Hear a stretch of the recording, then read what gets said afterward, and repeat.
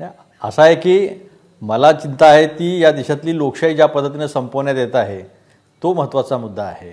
जे बिनविरोध निवडून येतात ते आजपर्यंत निवडून आले नाही एवढ्या मोठ्या संख्येने, आताच कसे येत आहेत? कारण की पैसा, धाकधपटशा हा एक महत्त्वाचा विषय. दुसरा असा की ही जगातली सर्वात मोठी पार्टी आहे, पण लोकसभा असेल, विधानसभा असेल आणि आता ह्या महानगरपालिका, नगरपालिका सगळे आयातीत उमेदवार आहे. आमच्या अर्चनाताई डेहनकर त्यांची नाराजी कशासाठी आहे? तर काँग्रेसमधून त्यांनी उमेदवार घेऊन गेले तिकडे. अशा फरांदेताई त्यांचाही मुद्दा तोच आहे. आणि हे रडारडा जी आहे अशा पद्धतीचा एवढा त्रास जो आहे तो त्या कारण की आम्ही आयुष्यभर सतरंजा उचलायच्या का? कोणी फॉर्म गिळत आहे, कोणी झेरॉक्स फॉर्म हे करत आहे. तर पार्टी विथ डिफरन्स जी आहे ती लिटरली एक्सपोज झालेली आहे की आम्ही मोठी पार्टी नाही. तुमच्याकडे प्रचंड पैसा आहे, तुम्ही पैशाचा प्रचंड घाणेरडा वापर करता. दुसरी गोष्ट तुमच्यासोबत निवडणूक आयोग तुमच्या ह्याच्या अलायन्समध्ये आहे.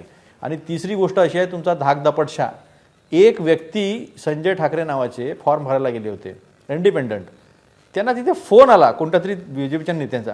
त्यांचे हात शिवर व्हायला लागले, मी होतो तिथे, हात शिवर व्हायला लागले आणि ते उठून चालले गेले डोळ्यात पाणी आणून.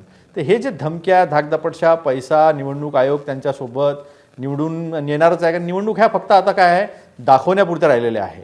निवडणुकीचे निकाल हे ठरवतात. ते सांगतात की आमचे 120 येणार आहे, 119 किंवा 121 पण येत नाही.